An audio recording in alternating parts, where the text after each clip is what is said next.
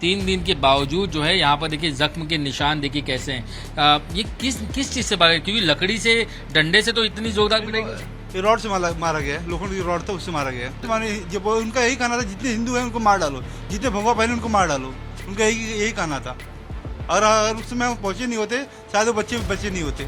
Times now Navbharat पर आप देख रहे हैं मलाड में हुई झड़प की असलियत की पड़ताल। आखिर क्या कुछ हुआ रविवार के दिन, क्या है उसकी सच्चाई, क्या है हकीकत, ये जानने के लिए मेरे साथ इस वक्त राजकुमार चौबे और अंकित चौबे मौजूद हैं, जो इस पूरे मामले के पीड़ित हैं, जिनके ऊपर भीड़ ने हमला किया। उन्हीं की जुबानी आपको सुनाते हैं आखिर इस हिंसा की कहानी। चौबे जी ये बताइए, कहाँ आप लोग जा रहे थे? क्या आप ऑटो में थे या बाइक पर थे? हम बाइक से थे और हमारे साथ को बच्चे थे जो 8 साल 9 साल 12 साल की उम्र थी। 5-6 बच्चे लोग थे जो बाइक से रिक्शे से आ रहे थे पीछे। हम लोग मेड़ी पाड़ा जा रहे थे, पठानवाड़ी से निकले थे, साथ में निकले थे, लेकिन बीच में कुछ ट्रैफिक की वजह से वो लोग रुक गए थे। और आगे हम लोग निकलने के बाद जब मलिका बार पहुंचे, रेस्टोरेंट पर वहाँ पहुंचे, हम लोग इंतजार करेंगे, गाड़ी आ नहीं रही, रिक्शा आ नहीं रहा है। उसने रिक्शे में बैठा एक बच्चा में फ़ोन किया, अंकल में कुछ लोग मार रहे हैं। क्यों कौन मार रहा है? जब खाली रो रहे बच्चे वाले इतने बोल रहे, बच्चों को मार रहे थे? बच्चे लोग मार रहे थे। फिर हम लोग बाइक वहाँ यू टर्न लिया, फिर वो लोकेशन पे जहाँ पर लोग वो कर रहे थे वहाँ पहुँचे और देख बच्चे को रॉड से, चाकू से, जो मुर्गी छिलने वाले उससे रिक्शे पार कर रहे थे। क्या उम्र होगी बच्चे? बच्चे लोग की उम्र कोई 9 साल 10 साल 11 साल 12 साल के बच्चे थे। इतनी बेरहमी से कोई पिटाई कैसे कर सकता? और वो बच्चों की? भगवा पहने हुए थे वो लोग। और फिर आपके साथ क्या हुआ? वही हम बच्चों को बचाना चाह रहे थे, बचा रहे थे, बच्चों को बचाया गया, लेकिन हमें देखा कि हमें भगवा पहना हुआ था, मेरे पर अटैक हुआ और जान से मारना ही चाहते, बोले जितने हिंदू है सबको मार डालो, जितने भगवा पहने मार डालो। आपने यही शर्ट भगवा ही पहना था? मैं भगवा कुर्ता पहना हुआ था, हमें भगवा ही पहनते ही है और तिलक लगाया हुआ था? तिलक हमेशा लगाते हैं। तो उनका ये आरोप है कि जो है जय श्री राम के नारे लगाए। ऐसा कोई घोषणा नहीं दी गई थी, ऐसा कोई घोषणा नहीं दिया गया था। ये मामूली मामला है और पुलिस प्रशासन से दबाना चाहती है। अच्छा, यानी आप कह रहे हैं कि ये अगर पुलिस वहाँ वक्त पर नहीं आती तो ये मॉब लिंचिंग हो जाती, आपको जान से मारने की कोशिश की? अगर हम वहाँ अपने जो बच्चे 6 बच्चे बचाए गए हमने, वो बच्चे नहीं बचते आज। जो उनके परिवार हम क्या जवाब देते? जो हमारे बहुत से गए थे वहाँ पे उस कार्यक्रम जा रहे थे, उनके परिवार हम क्या जवाब बताते? अंकित, क्या आपको भी चोट लगी और क्या उस दिन का मंजर था? मेरे को भी मारे और मैंने झंडा लेकर खड़ा था, इन्होंने बोला झंडा साइड में रखो, मैंने मोड़ के रखा और मेरे को कुर्ता पकड़ के मेरा खींच को मारने लगे। तो मेरे को भैया 2-3 थे वहाँ के, वो भी मुस्लिम थे, मेरे को पकड़ के अंदर वो अथवा में डाले, मेडिकल था उसमें डाल के मेरे को पहले अथवा बंद किए। आप क्या मुझे राजकुमार जी बताएंगे कहाँ पर आपको चोट लगी है? क्या वो कैमरा में दर्शकों को दिखाएंगे? देखिए सर, मेरे पीठ पे मार लगा हुआ है। देखिए ये राजकुमार चौबे जी जो हैं दिखाएंगे किस बेरहमी से जो इन पर हमला किया गया, और हमला जो है वो रविवार को किया गया है और आज 3 दिन के बावजूद जो है यहाँ पर देखिए जख्म के निशान देखिए कैसे हैं। ये किस चीज से मारा गया? क्योंकि लकड़ी से डंडे से तो इतनी जोरदार पिटाई। ये रॉड से मारा गया है, लोखंड की रॉड था उससे मारा गया। तो रॉड कैसे आ गई वहाँ अचानक सड़कों पे? वहाँ पे उन लोग का धंधा ही, फुटपाथ वही सब धंधा ही वो लोग का है, पाइप का बना के रखे रहते हैं, जब जरूरत है निकाल के मारना शुरू कर देते हैं। तो ये तो एकदम जान से मारने की साजिश। जान से मारने, जब उनका यही कहना था जितने हिंदू हैं उनको मार डालो, जितने भगवा पहने उनको मार डालो, उनका यही कहना था। और अगर उस समय पहुंचे नहीं होते शायद वो बच्चे नहीं होते। तो ये आखिर जो है इतनी नफरत जो है वो क्यों है? क्यों इतनी जो है उनके अंदर इतनी ज्यादा जहर घुला हुआ है कि वो भगवा उन्हें नहीं पसंद, जय श्री राम कोई कहता है तो नहीं पसंद, और फिर बाद में जो कोई इस तरीके से दिखाई देता है तो उन पर अटैक। अभी इसके हम तो बता नहीं सकते उनके बारे में क्या है, उन्हें ज्ञान कौन देता है? हमें तो ज्ञान नहीं दिया, हमें तो सर्वधर्म समभाव का हमें ज्ञान दिया है। स्कूल में यही पता, हमें माता पिता यही सिखाते हैं कि बेटा सर्वधर्म समान है, सबसे मिलजुल के रहो। उन्हें ज्ञान कौन देता है? क्या पता। क्या भीड़ के अंदर कुछ लोग थे जो असामाजिक तत्व थे, जो भीड़ को वहाँ उकसाना चाहते थे, बरगलाना चाहते थे, ताकि पूरी भीड़ जो है वो आप लोगों पर हमला कर?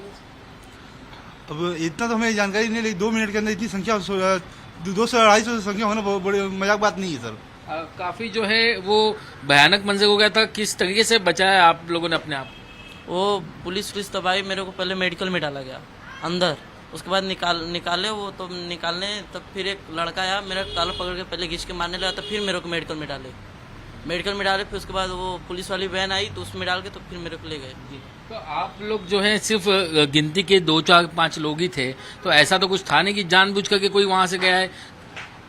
समझे नहीं आप क्या बोलना चाहते हैं? कितनी भीड़ थी, कितने लोग थे वहां पर उस वक्त? हमला करने हम बोलते रहे कि 2 मिनट के अंदर 200-250 की संख्या वहाँ पे हो गई थी।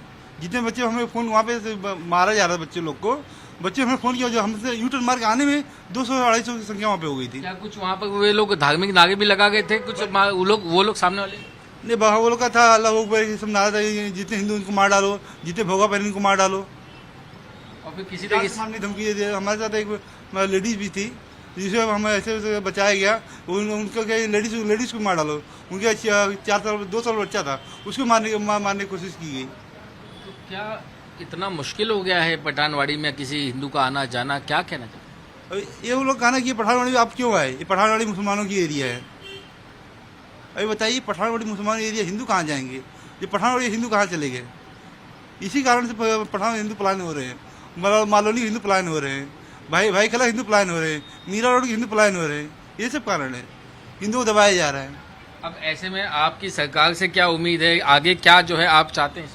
सरकार मुख्यमंत्री साहब से हम यही चाहते हैं कि जो पठानवाड़ी जो फुटपाथ जो धंधे लगाए अवैध धंधे हैं वही सब वजह से अटैक करते हैं, ये सब कार्य करते रहते हैं। आपको लगता है कि जैसे उत्तर प्रदेश में योगी बाबा का जो है बुलडोजर एक्शन होता है वैसा ही बुलडोजर एक्शन यहाँ मुंबई में भी इन दोषियों के खिलाफ होना चाहिए? हाँ जी, होना चाहिए ये भी।